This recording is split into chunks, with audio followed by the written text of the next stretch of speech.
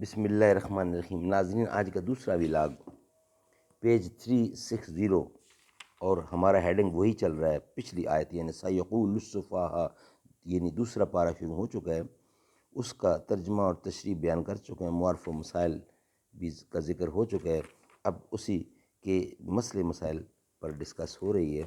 ناظرین، قرآن کریم کا ترجمہ، تشریح اور تفسیر آپ کی خدمت میں ہم پیش کر رہے ہیں۔ کتاب کا نام معارف القرآن، جلد اول، سورۃ الفاتح سے لے کر سورۃ البقرہ، پارہ اول تا پارہ تیسرا، رکوع 8واں۔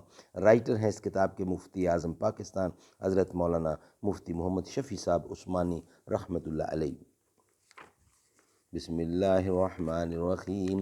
الحمدللہ وکفی وسلام علی عبادہ الذین اصطفی۔ قال النبی صلی اللہ علیہ وسلم خیرکم من تعلم القرآن وعلمہ۔ بہترین وہ لوگ ہیں جو خود بھی قرآن پڑھیں اور دوسروں کو پڑھائیں، خود بھی قرآن سیکھیں اور دوسروں کو سکھائیں۔ ستون دار پہ رکھتے چلو سروں کے چراغ، جہاں تلک یہ ستم کی سیاہ رات چلے، دیکھ رفتار انقلاب فراق، کتنی آہستہ اور کتنی تیز۔ لیکن ایک دوسری حکمت الہیہ اس کی مقتضی ہوئی کہ تمام عبادت گزاروں کا رخ ایک ہی طرف ہونا چاہیے، اور وہ ہے کہ عبادت کی مختلف قسمیں ہیں، بعض انفرادی ہیں، بعض اجتماعی ہیں۔ ذکر اللہ اور روزہ، یعنی روزہ وغیرہ انفرادی عبادت ہیں جن کو خلوت میں اور اخفا کے ساتھ ادا کیا جا سکتا ہے، اور نماز اور حج اجتماعی عبادات ہیں جن کو جماعت و اجتماع و اعلان کے ساتھ ادا کیا جاتا ہے۔ ان میں عبادت کے ساتھ مسلمانوں کو اجتماعی زندگی کے آداب کا بتلانا اور سکھانا بھی پیش نظر ہے، اور یہ بھی بالکل ظاہر ہے کہ اجتماعی نظام کا سب سے بڑا بنیادی اصول افراد کثیرہ کی وحدت اور یکجہتی ہے۔ یہ وحدت جتنی زیادہ قوی سے قوی ہوگی، اتنا ہی اجتماعی نظام مستحکم اور مضبوط ہوگا۔ انفرادیت اور تشدد اجتماعی نظام کے لیے سم قاتل ہے۔ پھر نقطہ وحدت متعین کرنے میں ہر زمانہ کے لوگوں کی مختلف راہیں رہی ہیں۔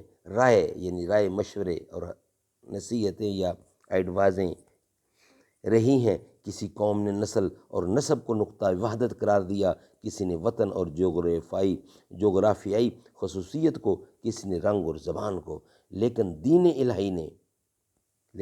الہی اور شرح انبیاء علیہ السلام نے ان غیر اختیاری چیزوں کو نقطہ وحدت بنانے کے قابل نہیں سمجھا، اور نہ در حقیقت یہ چیزیں ایسی ہیں جو پورے افراد انسانی کو کسی ایک مرکز پر جمع کر سکیں، بلکہ جتنا غور کیا جائے یہ وحدتیں در حقیقت افراد انسانی کو بہت سی کثرتوں میں تقسیم کر ڈالنے اور آپس میں ٹکراؤ اور اختلافات کے اسباب ہیں۔ ناظرین، دوسرا ویلاگ کمپلیٹ ہوا، انشاءاللہ تیسرے ویلاگ کے ساتھ آپ سے ملاقات ہوگی۔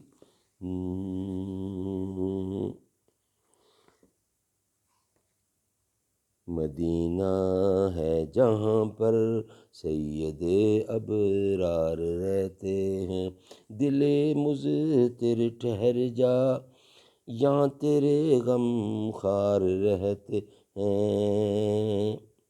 مدینہ ٹھہرنے والے ادب ملحوظ خاطر رکھ، یہاں پر سب جہانوں کے بڑے سرکار رہتے ہیں۔ وہاں کا روضہ انور بڑی ہی شان والا ہے، جہاں پر آقا مدنی کے دونوں یار رہتے ہیں۔